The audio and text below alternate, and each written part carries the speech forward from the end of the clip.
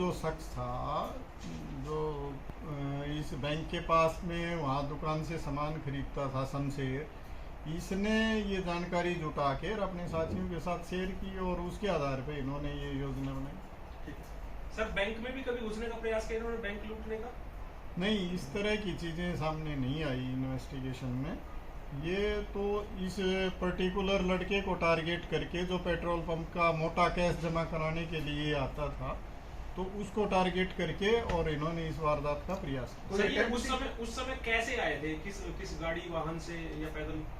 नहीं, ये वहाँ पे पैदल ही आए थे और इन्होंने जो भी अपना वाहन था वो थोड़ी सी दूर पे खड़ा किया था, 3 व्हीलर वगैरह, तो उसमें ये आए थे और वहाँ से ये सभी ने मुंह ढक रखे थे, कपड़ा अपने मुंह पे बांध रखा था ताकि इनकी पहचान ना हो पाए और ये वहाँ मौके से भागने में सफल रहे। आपने ये जैसे कहा कि मुंह पे कपड़ा बांध रखा था, चुनौतीपूर्ण केस था, क्या कुछ ऐसे क्लू थे गुड़गांव पुलिस के पास कि इन 5 या 6 लोगों को गिरफ्तार किया गया?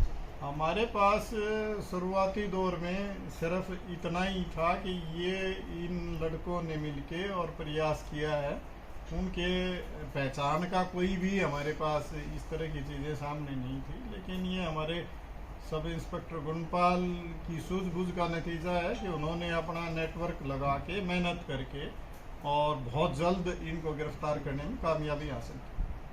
ठीक है, जब ज्यादा होना सर प्रेस कॉन्फ्रेंस हॉल में करिएगा। यही करना पड़ेगा, ज़्यादा क्या कम की भी वहीं शुरू करेंगे। वो ठीक रहेगा। जैसे आपकी चेयर होगी तो उसके पीछे एक बैनर लगा देंगे गुरुग्राम पुलिस का, एक अच्छा सा, जिसमें मतलब बाइट देते समय भी क्लियरेंस होगी।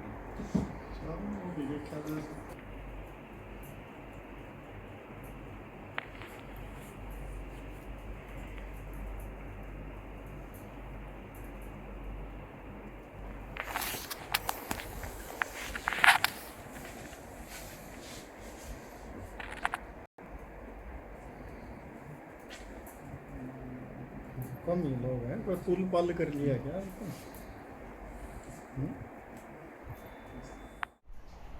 दिनांक 23/5/2022 को ये यूको बैंक तो शिवाजी नगर पुलिस स्टेशन के इलाके में पड़ता है, उसके सामने एक युवक जो बैंक में पैसे जमा कराने के लिए आया था और उसके पास करीब 16 लाख समथिंग पैसे थे और कुछ लोगों ने मिलके उसकी आंखों पे मिर्च फेंक के, चेहरे और आंखों पे मिर्च फेंक के और उस पैसे को लूटने की कोशिश की।